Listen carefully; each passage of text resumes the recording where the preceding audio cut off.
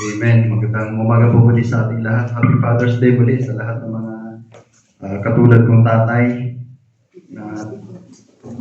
Napansin niyo ba na medyo may itsura yung mga pinanganak ng June?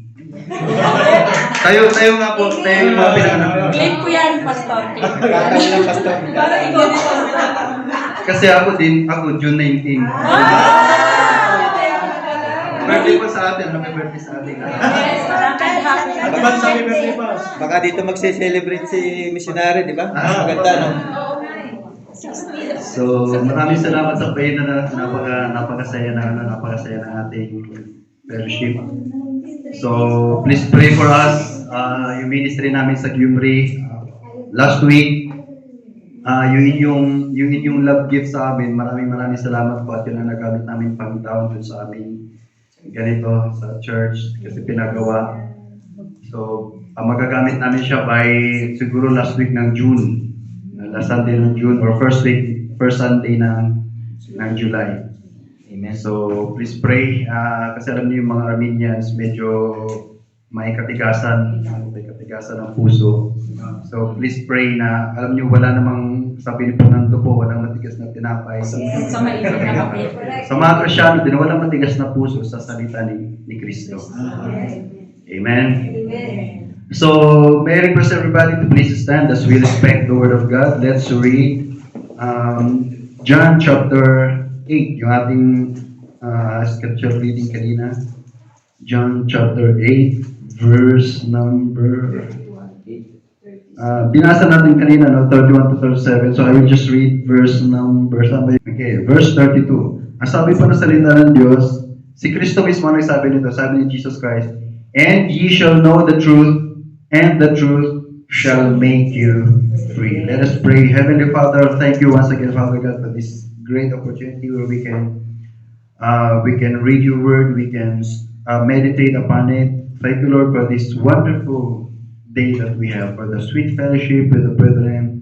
Thank you also, Lord, for another year that you have given us, for those who are celebrating their birthdays today, tomorrow, and this month of June. I pray that you continue to bless us, continue to give us more strength, more courage to serve you, and more life to be used by you. Thank you so much, Father God, and Lord, I pray that you bless the preaching, the preaching of your word. I pray that you make our hearts a good soil for us to be able to receive your word gladly. Whatever corrections, whatever rebuke, whatever encouragement that we need, Lord, I pray that you use your word to speak to us. Thank you once again, Father God. May your name be magnified in our midst. And use me as your speaker this morning. In Jesus' name we pray. Amen. Please be seated. The title of our message this time is Freedom. Okay? Freedom. I hope you still remember our last week's message, no, about victory. No? So this was supposed to be the message last Sunday, sabi ko nga kanina nung nakaraan. But for some reasons, while I was reading last week's biglang I believe it was the Holy Spirit's work na biglang nabago yung message. So, kaya nagkapalit ito ngayon yung freedom. When you talk about freedom, it means the condition or right of being able or being allowed to do, to say, or to think whatever you want to without being controlled by anyone or without being limited, according to Cambridge Dictionary. According naman kay Merriam-Webster, sabi niya, freedom is the absence of necessity, coercion, or constraint in choice or action. So in other words, freedom means the power to do what you want to do or the ability to move or to act freely. So that's freedom. On July 4, 1776, American Congress declared independence from Great Britain's rule. And since then, America has been the land of the brave, the land of the brave, the home of the free. In 1863, Abraham Lincoln declared freedom to the Confederate or yung tinatawag nating Black Americans. And 2 years later, in 1865, the Union, during the Civil War, during the American Civil War, the Union won the Civil War, and they were granted freedom throughout the entire U.S. No? But it was only in 1866 where the Black Americans were granted legal citizenship in America. No, 1866 na sila nagkaroon ng full following the 14th Amendment of the legal citizenship of the Black Americans. And since then, until now, the Negroes, or yung sinasabi natin Black Americans, are enjoying their freedom. But you know, America is still crying for freedom even until now. Okay? They're still crying for more freedom. In July 12, 1848, the Philippines declared independence from Spanish rule for more than ilang taon? 300 years. 300 years, no? Mauukat yung ating ano dito. History. Happy Independence Day para sa ating lahat, no? June 12. Napaka sa atin yun, halaga sa atin yung mga Pilipino. It was June 12, 1848 that we gained independence from Spanish rule. But on July 4, 1946, doon lang tayo nagkaroon ng full independence, no, from American rule naman.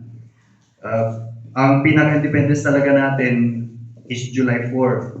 No, but sino pa nagbago nun? Sino ba yung ama ng pambansang wika? Balagtas. Hindi. Francisco Baltasar. Bagsak kayo sa Emilio history. Aguinaldo? Hindi, yung presidente natin si Quezon. Quezon. Okay. Manuel Quezon. Sasabihin ko nga sa amin nung kasi. Sabi ko yun, mag-review kayo eh. No, siya nag-declare, nagbalik ng June 12. No? Kasi dati, ang Independence Day natin was July 4. No, but binalik niya sa June 12 kasi June 12 tayo lumayak for more than 300 years of Spanish rule. Kaya instead na July 4, ginawa niyang June 12. Kasi yung July 4, yun yung, ano naman yung July 4? Sa Amerika. Doon sa Amerika yun. So, there's too much freedom. No? Too much freedom and people are still crying for more freedom. No, sa Amerika, makikita nyo daming rally freedom of speech, freedom of expressions, even in the Philippines, freedom of expressions, political freedom, freedom of Relationship. gender, equality, mga ganun. Freedom to believe. Okay? And most of the people would say, because we have freedom, we are free to believe in any God we want. Or we are free to believe in no God at all. Minsan may namit ako dito sa Armenia, he doesn't believe in God. So I told him, prove me that there is no God, and I will prove you that there is God. No? Yung mga atheist, actually, yung mga hindi naniniwala sa Diyos, sila mismo may problema eh. No? Kasi hindi sila, actually, they believe in God enough not to believe in God. Parang ganun yung ano. No? So we have all these rights because of freedom. We have the right to exist. We have the right, everything. No? Every freedom or everything that we want to do, we can do it because of our freedom. So that's actually the benefits of freedom. Maraming benefits ang freedom, like here in Armenia. Okay, we have freedom of religion. Okay. Although Armenians are not so, hindi nila masyado accepted yung ibang religion, no? But still, we have freedom of religion here. Unlike in China, no, we have friends in China who were in prison because of preaching the word of God. In Saudi Arabia, no, we have friends in Saudi Arabia who were arrested. Somewhere in Africa, some places in Africa, in Russia. They said Russia is an Orthodox country, but if you are freely or publicly expressing your faith, you will be in prison. In 2019, there were 3 pastors, missionaries who were imprisoned in Russia. I don't know kung nakalaya na sila ngayon. So much freedom. And maganda yung may freedom tayo. Okay? But you know, it is possible to have freedom and still not free. It is possible to enjoy all the rights that you can enjoy as a citizen of sa atin sa Pilipinas, no? And still for that person not to be free. You know, you can socially free, but spiritually slaves. Okay. In the verses that the Lord that we have today, Jesus is talking about. He was talking to a group of people, to the Jews, and these are not ordinary Jews. They were church leaders. They were priests. Okay, and Jesus was talking to them, and they really believe that they are free. Okay? They believe that they are free because they were the sons of Abraham, and they enjoyed spiritual freedom. But Jesus tells them that they are not actually free. In verse 34, Jesus answered them, Verily, verily, I say to you, whosoever committeth sin is the servant of sin. These people, these priests, these Sadducees and Pharisees, religious leaders, they were claiming to be free. They were claiming to be free because they were sons of Abraham. But then, at the same time, they were living in sin. And so, Jesus Christ told them, no, you are not actually free because you're still living in sin. And the same truth applies in our day today. In Romans chapter 6, verse 16, the same thing that the Apostle Paul is talking here. So, Jesus also wants his audience, us. Okay? He wants us to know that He has the power to make men truly free. Okay? He reminds them that because they are slaves to sin, they are not truly free. At ito yung mga kapatid, this is the sad truth that if you are still slave to sin, you are not yet free. I remember, many years ago, during the Independence Day, sino ba yung isa sa mga natin ng Pilipinas, Chief Justice, nag-speech siya, sabi niya, hanggat mahal pa ang mga bilihin sa Pilipinas, hindi pa tayo tuluyang malaya. Hanggat may mga kurakot pa daw, sabi niya, hanggang may mga kurakot pa sa ating gobyerno, hindi pa tayo tuluyang malaya. No. Pero sa Biblia po, hanggat namumuhay ka sa kasalanan, hindi ka pa tuluyang malaya. Okay? But Jesus Christ can make you free. You see, a person can be locked away in a prison and still be free in Jesus. A person can live an atheistic life in a godless society, but still can be free in Jesus. Because Jesus here is saying that He has the power to make men free. Okay? And so number one, we can see here the source of our freedom. In verse 32, the Bible says, and ye shall know the truth, and the truth shall make you free. Now, familiar sa atin to. Familiar sa atin tong phrase na to. And most of the time, the people who are using this phrase are those who are living in sin. Napansin niyo ba? Okay. Please, huwag kayo magalit sa akin, kung may, kasi ang madalas na gumagamit dito yung mga tao sa LGBT community. Please, huwag kayo magalit sa akin, may kamag-anak din ako, may mga pinsan din akong nasa LGBT community. Sinasabi nila, you have to accept the truth and it will set you free. Okay? Sa mundong ito, sabi nila, the truth shall set you free. Pero ang sinasabi ng Panginoong Jesus, the truth shall make you free. Now, what's the difference? There is a big difference. Okay? When you say, the truth shall set you free, the truth refers to the reality. Okay? Tanggapin mong bakla ka at magiging malaya ka. That's reality. Okay? But the Bible says, the truth that shall make you free. That truth is Jesus. John 14:6, ang sabi ng Biblia, I am the way, sabi ni Kristo, I am the way, the truth, and the life. Yes, malaking pagkakaiba. Sabi sa Bible, the truth shall set you free. No. Ang sabi ng Bible, the truth shall make you free. Okay? Because the truth na tinutukoy ng Biblia is not the reality. The truth na tinutukoy ng Biblia ay si Jesus. In verse 32, Jesus is saying that He is the source. Oh, by the way, our topic this morning is freedom, and I am talking about spiritual freedom. Okay? And the source of our spiritual freedom, mga kapatid, ay si Jesus. Na si Kristo po, wala na iba. Wala na ibang magpapalaya sa tao mula sa kasalanan, kundi si Kristo. The word refers to, the truth refers to that which is true in respect to God and the execution of His purposes in Jesus Christ. Ito yung sinasabi ko kanina, no? This truth refers to the Lord Jesus Christ. In other words, the truth refers to, the truth that Jesus is referring to is the whole truth regarding of who He is and what He did for sinners. Now we know who Jesus is. He is the God incarnate.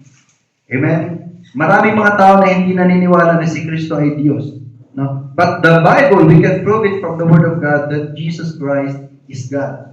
Okay? In the beginning, John chapter 1, in the beginning was the Word. And the Word was with God. And the Word was God. At sabi doon sa verse 4 yata yun eh. And the Word became flesh. Sino ba ang galing sa langit na nagkatawang tao? May iba pa ba? Si Kristo po. Jesus is God. Okay? And that is the truth that the Bible is referring to. And the Bible says that if you believe that truth, the Bible says that truth can make you free. Okay? Kahit po dun sa kahit po yung mga sasabihin natin mga lugar na hindi na naabot ng gospel, yung mga bulubundukin na hindi naabot ng gospel, magi sila walang excuse. Bakit? Sabi ng Psalms, the heavens declare the glory of God. Eh?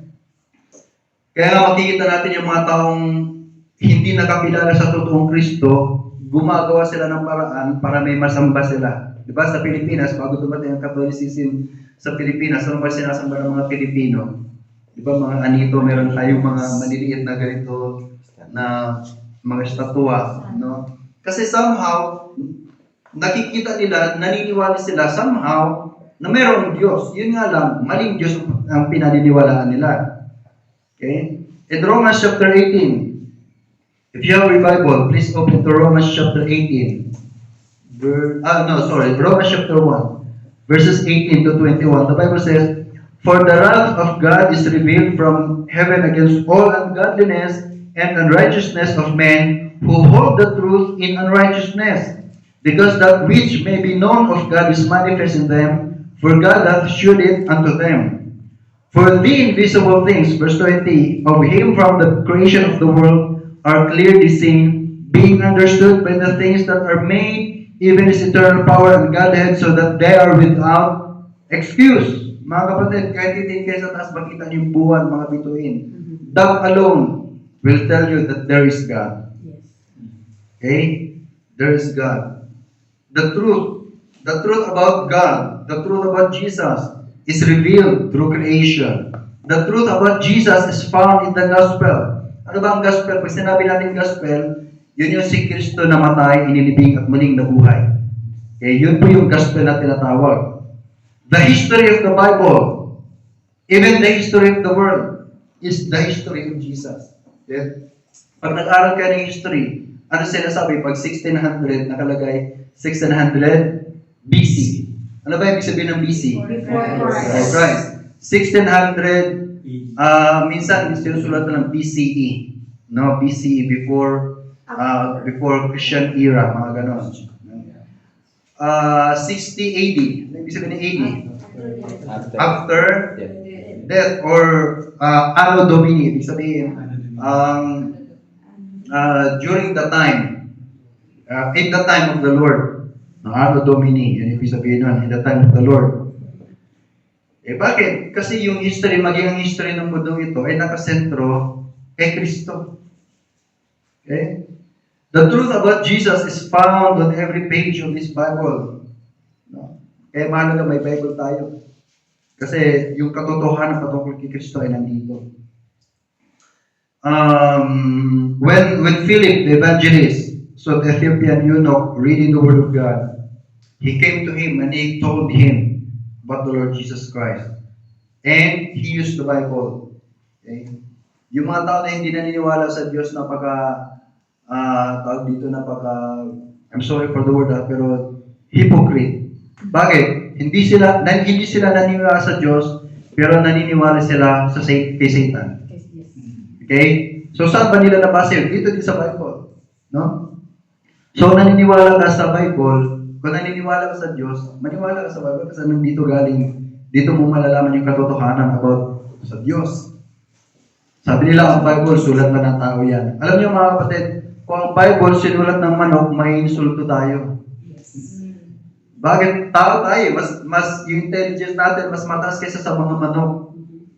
And siyempre, gagamit ng Diyos ng tao para kausapin yung tao. Pero alam niyo po ba, ang sumulat sa Biblia, yung mga tao sumulat sa Biblia ay ginabayan sila ng banal na Espiritu, sabi ng Bible. Yes. Hindi naman nila sinulat yun na, hindi naman sinabi ni Matthew, gusto ko yung susulat ko. Hindi po gano'n. Sila ay ginabayan ng banal na Espiritu. Okay? The source of our freedom is the Lord Jesus Christ alone. Okay? Walang ibang magpapalaya sa atin po mula sa kasalanan, kundi ang Panginoong Jesus lamang. So that's number one. Number two, the scope of our freedom. Sabi ng Biblia, ye shall be free indeed. Kaya yung pansin nyo yung salitang indeed. Kaya maganda yung King James yung Bible niya. Encourage ko kayo kung bibili ka ng Bible, maghanap kayo ng King James Bible, mga kapatid. Kasi yung King James Bible, hindi mo siya mahirap basahin eh. Medyo luma lang yung mga English na ginagamit niya. Pero mga kapatid, ang King James Bible, ang pinakamalapit na translation mula sa original na Bible. Okay? Sabi dito, ye shall be free indeed. Ye shall be free indeed. Jesus says in verse 36 that when a person is free, they can be free indeed. Yung salitang indeed, alam nyo, kaya sabi ko mahalaga yung King James Bible kasi ang King James Bible ay faithful mula sa original na Hebrew and Greek word. No? Na kahit yung mga tultok-tultok ay ginaya, sinulat ng King James, hindi nila inumit. No? Basahin nyo sa ibang Bible, alam nyo ba sa ibang translation, more than thousands of words ang inalis sa ibang translation. Okay, I suggest po you use King James. Okay? You shall be free indeed, mahalaga yan. Bakit? Akala natin, ano na naman yan word lang yan. It is not about word. It's not just a battle of words. Okay? Mahalaga yan. Kasi pag sinabi natin, ye shall be free indeed, yun yung scope ng ating freedom. Ibig sabihin, pag sinabing yung word na indeed, ibig sabihin, yung freedom natin ay hindi partial. Okay? Ano ba yung indeed? Ano ba sa, modern English? Surely, you will be you'll be absolutely free. Merong assurance. Okay? So, verse 36, ang sabi po, and if the Son therefore shall make you free, you shall be free indeed. Okay? Basin yung dalawang salitang free. The first free word comes from the Greek word Eleuthero,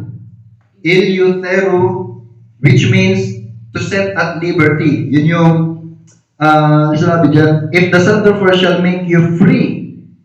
Ang Greek word po niyan is Eleuthero, which means to set at liberty. Now, yung pangalawang word dyan na free, you shall be free indeed.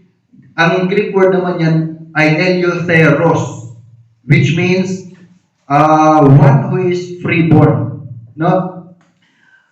So in other words, kapag pala ikaw ay napalaya na ni Kristo sa harapan ng Diyos, it is as if hindi ka naging slave. Hindi ka naging slave. Ganun po kagandahan mga kapatid sa pagiging Kristiyano, na tayo mga Kristiyano, tayo mga makasalanan, tayo mga alipin sa kasalanan, pero nung tayo naging Kristiyano, alam niyo po ba, inaring tayo ng Diyos na as if hindi tayo nagkasala. Na hindi po kayabangan yan. Marami mga baptist ay yayabang naman ang mga baptist. Hindi po kayabangan yan. Yan po ang salita ng Diyos. Okay? Yan po ang salita ng Diyos. Alam niyo sa pag-aaral ng salita ng Diyos, mahalaga na malaman niyo yung pinagmulan ng word. Okay? Mahalaga yun. So, kapag ikaw ay pinalayan na ng Diyos, kapag ikaw ay tunay na Kristiyano, ikaw ay pinalayan na ng Diyos, ibig sabihin nun, you shall be free indeed. Ang ibig sabihin nun, yung past na kasalanan mo, yung present na kasalanan mo, at yung future na kasalanan mo, pinatawad na. Pinatawad. Pero hindi ibig sabihin nun, pwede na akong gumawa ng kasalanan. Hindi naman yun ang ibig sabihin nun. Okay? Ang ibig lang sabihin nun, na kapag ikaw ay tunay na Kristiyano, you are paid in full. Okay? Pero be sure na tunay ka na Kristiyano. Kasi dito galit yung ibang relihiyon sa atin, sa ating mga Baptist. Yung mga Baptist ay yayabang, ano na daw sila. Pero yun po katotohanan mga kapatid. No? Pero kailangan nating mabuhay base sa ating pagiging Kristiyano, bilang mga Kristiyano. Kailangan nating mamuhay bilang pinatawag na ng Panginoon. The liberty Jesus gives us is so complete that it blots out the past, the present, and the future. Seems that kasi magkakasala pa rin tayo bilang mga tao, mga kapatid. Sino ba dito ay hindi nagkakasala? Wala. Lahat tayo ay nagkakasala. Oras-oras nagkakasala. Lalabas ka pa lang. Lalo na dito sa Gimri, medyo conservative pa mga tao sa Gimri. Doon sa amin. Pero dito, lalabas ka pa lang, makikita mo, no? Iba't ibang, lalo sa Amerika mga kapatid, makikita mo halos hindi na magdamit. No, mga babae doon, mga lalaki. No? And it will lead you to sin. Kaya mga Christian, we are encouraged to dress accordingly. Right? So, but still, no, hindi, itong lesson na ito, hindi ito license para mamuhay tayo sa kasalanan. Ito po ay encouragement para umiwas tayo sa kasalanan. Bakit? Kasi pinalaya na tayo ng Diyos sa pamamagitan ni Kristo. So, what is the scope of our freedom? We have been delivered from the wrath of God. Alam niyo po ba yung mga hindi Kristiyano, nandun sa kanila yung puot ng Diyos? Sabi nila, hindi naman ako, how can a God who is love send someone to hell? Tinanong niyo rin ba minsan yan? Or narinig niyo ba yan? No? Kung Diyos ay Diyos ng pag-ibig, bakit niya ako itatapon sa impyerno? Okay? Natandaan natin na ang Diyos ay Diyos ng pag-ibig, pero siya din ay Diyos ng puot. Siya din ay Diyos ng just. Ibig sabihin, pag sinabi ng kasalanan, kasalanan. Pag sinabi niyang impyerno ka, pag hindi ka sumampalatay, impyerno ka. Okay? But since if you are a true Christian, you have been delivered already from the wrath of God. What else? You have been delivered from the condemnation. Sabi sa Romans chapter 8, there is therefore now no condemnation. Okay, wala na daw kahatulan, mga kapatid. Hindi na hatulan sa impyerno ang mga nakay Kristo na. Okay? Yung Christian, alam mo yung salitang Christian, ano ibig sabihin ng Christian? Belongs to Christ. Okay, parang dito sa Armenia, alam niyo ba, napansin niyo ba? Karamihan, hindi karamihan kundi lahat na apelyido nila nagsisimula sa yan. Rafaelian, Jacobian, Margalian, Macatarian, Abulian. Lahat nagsisimula sa yan. Alam niyo bakit? Kasi, para matrace yung kanilang pinagmulan. Ibig sabihin, Isaac yan, ibig sabihin, the son of Isaac. Abulian, the son of Abu. Limousine yan is Moses, something like that. Moses yan of Moses. Belongs to Moses. Kaya pag nagkaanak ako, yung tatlong anak ko, magiging Limuel yan. Limuel yan. Opo, belonging. No? Kapag ikaw ay Christian Christian, ibig sabihin, you belong to Jesus. Ibig sabihin nun, wala nang condemnation. Basahin niyo Romans chapter 8 verse 1. There's therefore now no condemnation to them who are in Christ Jesus. Ano po ba? Ano pa? Tayo ay dineliver na ng Diyos, tayo ay niligtas na ng Diyos mula sa kapahamakan sa impyerno. No, kaya pag ikaw ay tunay na Kristiyano, ma-appreciate mo yung kaligtasan na natanggap mo. Bakit? Bakit kaligtasan? Kasi hindi ka nahatulan ng Diyos mula sa kamatayan sa impyerno. Kasi tayo bilang tao, na masakit man ang katotohanan, pero lahat ng tao na isinilang sa mundong ito ay isinilang sa pamilya ni Satan. John 8:44, basahin nyo. No? Hindi lahat ng tao ay anak ng Diyos, mga kapatid. Ang anak lamang ng Diyos, yun lang mga Kristiyano, kaya nga Christian belongs to Jesus. Okay? Yun lang mga Kristiyano. At kapag ikaw ito na Kristiyano, ikaw ay napalaya na mula sa death and hell. What else? We have been delivered from the power of sin. We have been delivered from the power of Satan. Hindi na tayo under sa kapangyarihan ni Satan. No? Maraming mga tao na namumuhay sa mundo ito as if walang judgment. Maraming mga tao, mapapansin nyo, kayo mga nag-imbita, mapapansin nyo na sa lahat na inimbitahan nyo, ilan na yung darating. Bakit? Kasi maraming tao, natakot sila mag-church kasi takot silang may kukontrol sa kanila. Natakot sila, gusto ko ako lang yung nagkukontrol sa sarili ko. No? Pero alam niyo ba na kapag hindi ka Kristiyano, hindi talaga ikaw ang nagkukontrol sa sarili mo. Basahin natin, para masyado. Ephesians. Kung may Bible kayo, pakibuksan niyo po, Ephesians chapter 2. Sino po bang may control sa mga tao ito? Sabi ng Biblia, "And you have been quickened who were dead in trespasses and sins, wherein in time past," yung mga Kristiyano, nung bago na sila mga Kristiyano, "you walk according to the course of this world, according to the prince of the power of the air, according to the spirit that worketh the children of disobedience." Ang tinutukoy po dyan si Satan. No? Ang mga tao pala hindi Kristiyano, hindi talaga sila nagkukontrol sa sarili nila, kundi si Satan. Kaya mahirap mag-imbita. Nung nasa seminary ako, ang sa amin mag-imbita ka 1 to 100. Okay. Pag naka-imbita ka ng 100 people, expect mo na isa lang ang darating dyan. No? Kaya kung nag-imbita ka lang ng 5, hindi dumating, huwag ka muna masaktan. Kasi ang requirement 100 No? Pag nag-imbita ka ng 100, walang dumating, doon ka na medyo masasaktan. Okay? Pero ano lang yun? Tuloy tayo. Amen? Tuloy tayo sa pag-imbita. Huwag tayong titigil. Imbita lang ng imbita. Okay, imbita lang ng imbita. At pag hindi ba sila darating, huwag tayong masaktan. No? Kasi they just refuse the great opportunity. They just miss 100.1% blessing in their life, mga kapatid. Ako, nagpapasalamat ako. Bunga din po ako ng invitation. No? Alam niyo po ba paano ako na-imbita? 12 years old ako, broken family. 12 years old, nakatambay ako sa labas ng tindahan. At may mga baptist na naglalakad-lakad. Kasi doon sa Pilipinas, kumakatok-katok yung mga yan, namimigyan ng mga babasahin. At sabi sa akin, pwede ka ba namin makausap mga young people? Pwede ka namin makausap. Sineran ako ng salita ng Diyos, tapos inimbita ako kinabukasan. No? Kinabukasan pumunta ako sa church at doon ko nakilala ang Panginoon. 12 years old. Kaya hindi natin babaliwalain yung pag-iimbita. Okay? May isang pastor na nagpapasalamat siya, sabi niya, pasalamat ako yung nag-imbita sa kanya, membro lang. No? Tapos siya ang pumalit doon sa church na yon, nandun pa rin yung membro na yon.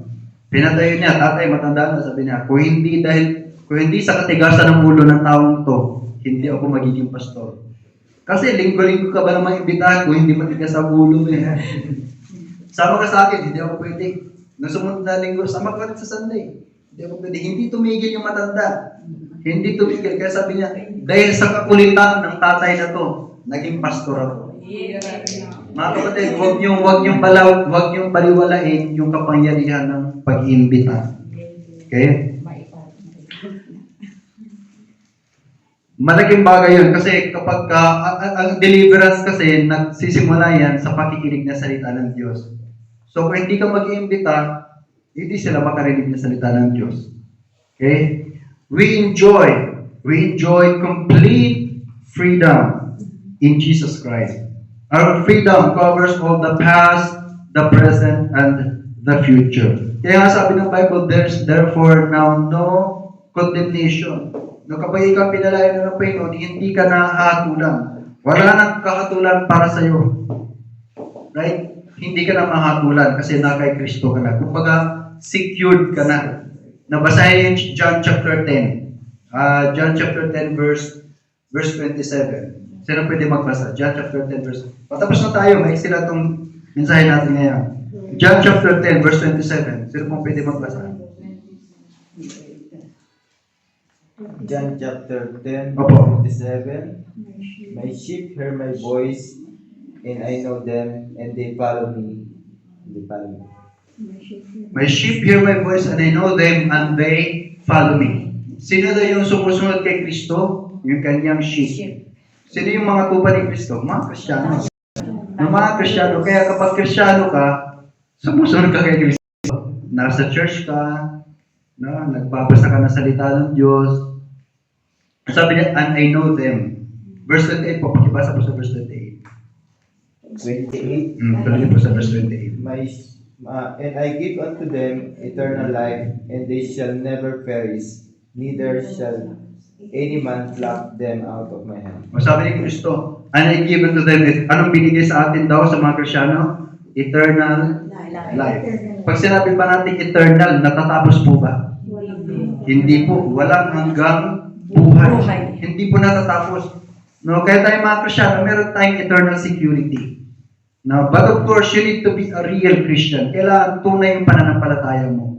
Okay? At tunay na pananampalataya, merong eternal security. Ang sabi dyan, no man is able to pluck them out of my hands. Ibig sabihin, nasa kamay tayo ni Kristo. Kaya yung phrase na sinasabi, kumapit ka kay Kristo, mali po yun. No, bakit? Kasi si Kristo ang nakakapit sa atin. Hindi tayo Kaya maraming mga tao nawawala sa church, nawawala ng pag-asa sa buhay. Bakit? Sila ang nakakapit eh. Pag ikaw ang nakakapit, mangangalay ka, mga kapatid. Tama, mangangalay ka. No? Pero pag hindi ikaw ang nakakapit, wala kang alalahanin. Tingnan niyo yung pagkakaiba pag itong kakaitas na kaganyan ka. Ilang minutes lang, magbibitaw ka. Pero kapag may nakaganyan sa'yo, kahit hindi ka nag-agree, ano mangyayari? Safe ka. Mga kapatid, ang nakahawak sa atin ay si Jesus. Okay, si Jesus. 29 po, pakituloy po sa 29. 29. My Father which gave them me is greater than all, and no man is able to pluck them out of my Father's hand. Hindi lang po si Kristo ang nakahawak sa atin, pati po ang Diyos Ama nakahawak din sa atin. At sabi diyan, no man is able to pluck them out of my Father's hand. Hindi ba kayo masaya doon? Di ba? Napakaganda po na tayo bilang, kaya nga itong paglilingkod po natin, katiting lang itong ginagawa natin. No? Sa kabutihan ng Diyos sa buhay natin. Na safe tayo na kahit sino, walang sino man na pwede umagaw sa atin mula sa kamay ni Kristo at sa kamay ng Diyos. Okay? Kaya, pag sinabi mong, sis, brad, kapit lang, mali yun. Okay? Kasi ang nakakapit sa atin ay si Kristo. Kaya ang tama, tuloy lang. Amen? Tuloy lang tayo. Then last, so una, the source of our freedom, sino po? Si Kristo. The scope of our freedom, ano po? Mula sa past, sa present, at sa future. That yung scope ng freedom natin ay hindi po siya limited. No, na ligtas tayo ngayon, Kristiyano tayo ngayon, so susunod na linggo, hindi na naman tayo Kristiyano kasi ganito, ganyan. No, hindi po. Okay? Ang scope of our freedom is limited. Okay? The number 3, the sacrifice of our freedom. And this will be the last. Okay? The freedom that any country has is actually not free. We enjoy freedom because thousands of Filipino lives were namatay. Maraming mga Pilipino namatay. During the Philippine-American War, 20,000 Filipino troops died. Pero mas maraming civilian, umabot sa 200,000 mahigit yung civilians na namatay sa gera, hindi dahil tinamaan ng bala, kundi dahil sa depression, dahil sa takot, no? 4,300 estimated American soldiers died according to history.com. During Civil War sa Amerika, 360,222 were estimated death sa side ng mga negro at 258,000 naman sa side ng mga puti. No? And of course, alam natin, nanalo yung mga negro nun kaya nagkaroon sila ng freedom. But during the American-British War, 6,800 Americans died in action, 6,100 were wounded, and more than 20,000 were taken prisoners of war. No? So yung freedom talaga na ini-enjoy ng bawat country ay hindi talaga siya free. Nagkaroon ng freedom ang bawat country dahil mayroong mga patriot na nagbigay ng kanilang buhay para makamtan nila yung freedom sa atin. No? Sa atin, may mga tinatawag tayo mga heroes. No? Sila Andres Bonifacio. Nasabi nila si Andres Bonifacio talaga ang tunay na national hero. Kasi siya talaga ang nakipaglaban. Si Jose Rizal, nagsulat lang naman si Jose Rizal. Yes. Hindi naman nakipaglaban si Jose Rizal. Si Jose Rizal nagsulat lang, tapos nag-encourage. Nasa Katipunan, nagsulat na, sige, magkaklas kayo. Para siya yung nagsulsul, nag-encourage. So, ang nakipaglaban talaga, ang namuno talaga, ay siya din. Si Bonifacio talaga, no? Pero wala tayong magagawa. Gusto na si Jose Rizal Dahil sa sulat niya. Wala na pa. Alam niyo ba naka-birthday ko si Rizal? June 19 ang birthday ni Rizal. Kaya ang tawag nila sa akin doon sa Laguna, si Husing Maliit. Si Husing Maliit daw ako. 1 million casualties during the American Civil War according to michaelsmith.com. During the declaration of the American independence, 56 men of different backgrounds signed the Declaration of Independence. Five signers were killed by the British government. 12 of them were burned. 12 of them were burned. 2 of them lost their sons in the Revolutionary Army, and 56 of them fought and died from wounds or the hardships of the Revolutionary War. No, kahit ko, alam niyo yung Death March, diba, sa Pilipinas? No? Kung pag-aralan yung anak ko, nagtaka ko doon sa anak ko, yung anak ko, nung nasa Pilipinas kami, ng bahay, nagbabasa siya ng libro, bigla siya umiyak. Bakit ang problema ko siya? Bakit nila pinatay si Rizal? Opo, totoo po yun, umiyak siya. Grade 2 yata siya, tintan na yun Sabi niya, bakit nila pinatay si Rizal? Yung kalayaan natin, kalayaan ng Pilipinas, ay na-enjoy natin dahil meron mga tao na nagbigay ng kanilang buhay. Now, yung spiritual po na kalayaan natin ay na-enjoy natin, hindi dahil may patriotic na nagbigay ng kanyang buhay. Kundi, merong isang anak ng Diyos na nagbigay ng kanyang buhay para tubusin tayo sa ating mga kasalanan. Okay? Si Kristo mismo nag-sacrifice. Panoorin niyo yung mga palabas. Yung mga palabas, The Passion of Christ. Yung The Passion of Christ, doon pinakita kung gaano kahirap doon. Yung sa lahat ng mga palabas na about kay Jesus Christ, yung Passion of Christ, nakafocus siya sa suffering ni Kristo. Doon yung makikita, pero I would like to believe na yung The Passion of Christ na palabas, yung pag-portray nila sa suffering ni Kristo, kulang pa yan sa totoong dinanas ni Kristo. Kaya sabi nga ng Biblia, there's no beauty that you should desire of Him. No? Walang beauty, walang makikita ang beauty kay Kristo. No, ganun kasira yung mukha niya, ganun kasira yung katawan niya, ganun yung suffering niya. Bakit niya ginawa yun? Para lang tayo ay magkaroon ng kalayaan. No, tayo ay magkaroon ng kalayaan, spiritual freedom. 1 Timothy chapter 2 verse 6, He gave Himself a ransom for all to be testified in due time. No? It was on the cross of Calvary that He became the propitiation of our sin.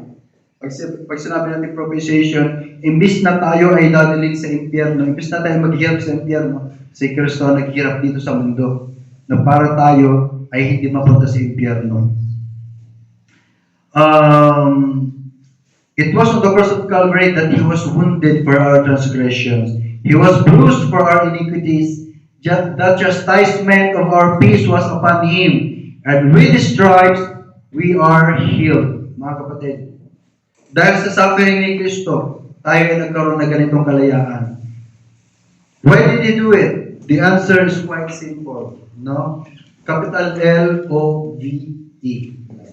The answer is love. Romans 5:8. So, basahin niyo po, Romans 5:8. But God commended His love toward us in that while we were yet sinners, Christ died for us. Si Kristo po ay namatay sa atin hindi dahil mabuting tao tayo. Yes. Si Kristo ay namatay sa atin hindi dahil meron tayong katangian na karapat-dapat, no? Sabi ng Biblia, in that while we were yet sinners, Christ died for us. Christ died for us, mga kapatid, kahit tayo makasalanan pa. Na? Kaya biruin yung ngayon mga Kristiyano na kayo, mga Kristiyano tayo, huwag tayong mawala ng pag-asa kapag may problema tayo. Bakit? Kahit si Kristo nga, kaya kang minahal ka nga ni Kristo kahit hindi ka pa Kristiyano. How much more ngayon ang Kristiyano ka na? Anak ka na ng Diyos. Kaya tingnan natin, no? Isipin natin yung horrible, kalagayan natin. Isipin niyo yung sarili niyo na parang nasa hukay kayo na may apoy sa baba, na nakakapit kayo. No? Tapos bigla may umubot ng kamay ninyo. Yun po ang ginawa ni Kristo sa atin. No? Hindi dahil mabuting tao tayo, hindi dahil relihiyoso tayo, no? Kundi dahil mahal tayo ni Kristo. Right? Mahal tayo ni Kristo. So as a conclusion, mga kapatid, in Jesus Christ, slaves are made free. In Jesus Christ, the bondage of sin is forever broken. In Jesus Christ, the flames of hell are quenched. The fierceness of divine wrath is appeased. In Jesus Christ, there is life, there is liberty, and the pursuit of godliness. Now the question this morning is, are you free? Are you free in Jesus Christ? When you will say, well, I am a Christian, then I'm free. So the next question is, how can you become a Christian? Because you're religious? Because you go to a Christian church? No. You can only become a Christian if you accept the Lord Jesus Christ as your personal Savior and Lord by faith. Tandaan po natin, ang Christianity po ay hindi dahil hindi ka Muslim. Dahil hindi ka Buddhist, Kristiyano ka. No. Ang Christianity po ay kapag ka tinanggap mo si Kristo sa iyong puso bilang tagapagligtas. Ano sabi ng Biblia, yun po ang Christianity. Sabi po na Romans chapter 9, chapter 10 verse 9, if thou shalt confess the Lord Jesus Christ with thy mouth, and shalt believe in thine heart that God hath raised him from the dead, thou shalt be saved. Ibig sabihin po ng Christianity is ligtas ka. Na? At paano ka magiging ligtas? Sabi ng Biblia, kapag ka tinanggap mo si Kristo sa iyong puso. Sa pamamagitan po ng ano? Sa pamamagitan ng pananampalataya. Tangi ang pananampalataya lang po ang makakapagligtas sa atin. No, kapag tinanggap mo si Kristo bilang iyong tagapagligtas, sa pamamagitan ng pananampalataya, gagawin mo yun ng buong puso, doon ka magiging isang tunay na Kristiyano. At kapag ikaw ay tunay na Kristiyano, ikaw ay malaya. Okay? Gusto mo bang lumaya? Gusto mo bang lumaya mula sa kasalanan? Tanggapin mo si Kristo bilang tagapagligtas. And Jesus can make you free. Let us all close our eyes, please. Let us close our eyes for the invitation. No? Let us bow our heads and close our eyes. Hindi ko alam ano ang pinagdadaanan ninyo ngayon. Hindi ko alam kung anong klaseng problema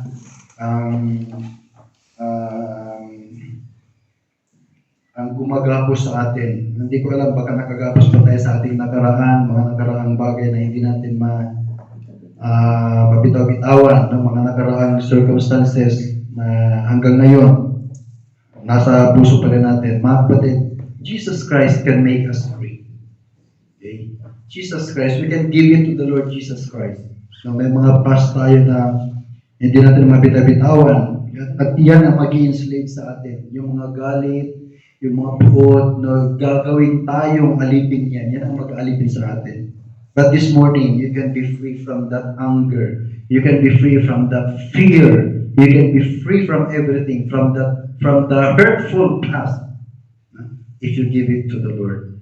No, you can go to the Lord. Please raise your hands. I will pray for you. Amen. I see that hand. Amen. Amen. I see that hand. Okay. Si Kristo lamang ang may kakayahan na magpalaya sa atin. Let's pray. Heavenly Father, Lord, we thank you for this wonderful message that we have, Lord. Even I myself is blessed by the message, Lord. You know, sometimes we live in our past. Sometimes, Lord, may mga bagay sa puso namin na mahirap i-let go. Lalo na, Panginoon, kapag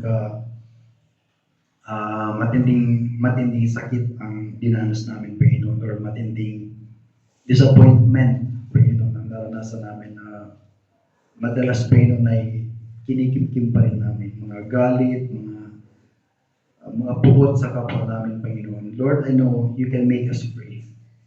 Lord, I pray, we give it all to you. Those who are raising their hands, Father God, you know their hearts. You can see their hearts, Panginoon. May mga burdens sila, Panginoon. May mga bagay na umakalipin sa kanila, Panginoon. Maaaring mga pangyayari in the past, Panginoon. But I pray, Lord, you saw their hands, Panginoon. You see their hearts. I pray, help them to let go. Let go of these things, Panginoon. Give them strength, Lord God, to let go of everything, Panginoon, upang ang kanilang paglilingkod, Panginoon, ay hindi maahadlangan, Panginoon. Lord, I know we have disappointments, Panginoon. But you help us understand, Panginoon, that we are living in this world that is controlled by Satan. And so help us, Lord, help us to give everything to you. And I pray, Panginoon, na yung mga discouragement na nararanasan namin at mararanasan namin, Panginoon, ay hindi yun mag-aalipin sa amin, Panginoon, para pigilin kami, Panginoon, sa anumang bagay na ikalulugod ninyo, Panginoon. May mga bagay, Panginoon, na gagamitin si Satan para gawin kaming alipin.